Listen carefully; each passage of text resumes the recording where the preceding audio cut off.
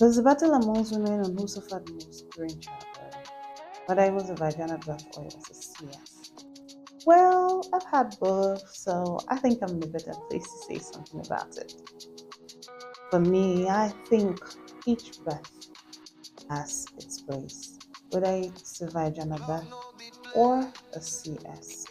Today, I'll be talking to you about my CS journey, why the doctor prescribed a CS, what happened, why I absolutely had to do it, and basically everything surrounding this special, however, delicate moment of my life.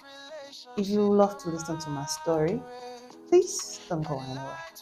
You can join the family by subscribing to our channel or to our Facebook page if you're watching us on Facebook and become a part of the family. Here we share stories about relationship, marriage, family, and life in general. Please subscribe now. See you after the short break.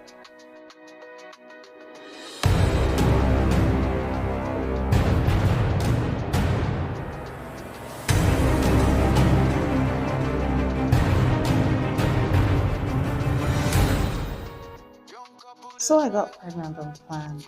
Yes, unplanned because my contraception method failed me. During that time, I was using the calendar method or the natural method, where you count your cycle and you abstain during your fertile days, or maybe you use preservative. Okay, so I've been using this method for 3 years, and then here comes the fourth year, and my hobby's called a goal. Yes. So I was like, oh my goodness, what is this? I didn't plan for this. Do you still trust the calendar method or the natural method? Do you still trust it? As for me, I'm a little bit skeptical about it right now after what happened to me. However, I'm yet to find a more suitable method for myself. On a serious note, one thing caught my attention amidst the chaos. My hubby said to me, Miranda, do you calculate your cycle properly? I said, yes. He said, so you weren't expecting to be pregnant at this moment? And my answer was yes. So he said to me, gently reassuring me, saying, then let's accept this as a special gift from God. That brought a lot of calm into my heart. Fast forward to when I was about to have the baby, something strange happened.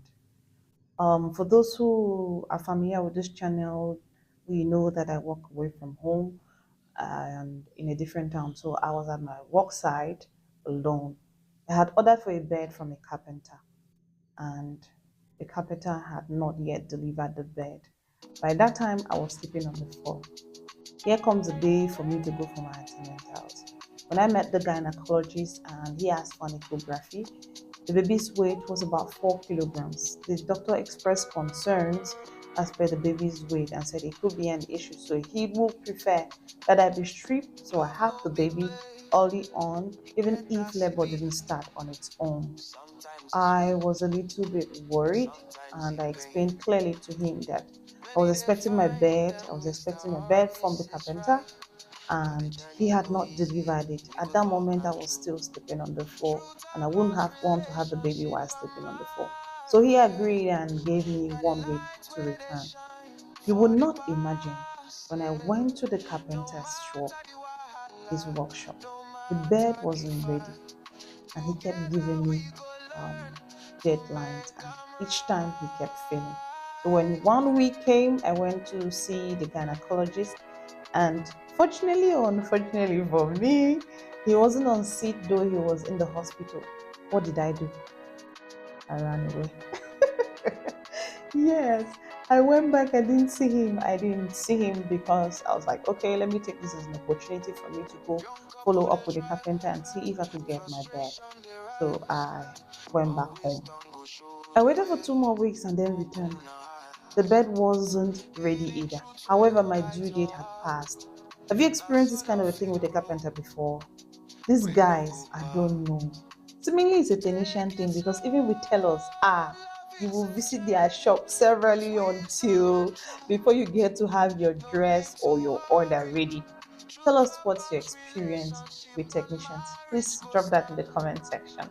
So this time I had no choice. I returned to the hospital, and when I got there, it was a different doctor, this time female. She did a vaginal touch, and on taking out her fingers, there was blood on the gloves. My body was already ready for delivery. She later asked for a new echography. I tried to explain to her that I had had another echography less than a month ago, but she insisted that I do a new echography. While sitting on the echography bench waiting for my turn, I noticed I was having some secretions but no pain. Strangely, the ecography showed the baby was about 5 kilograms.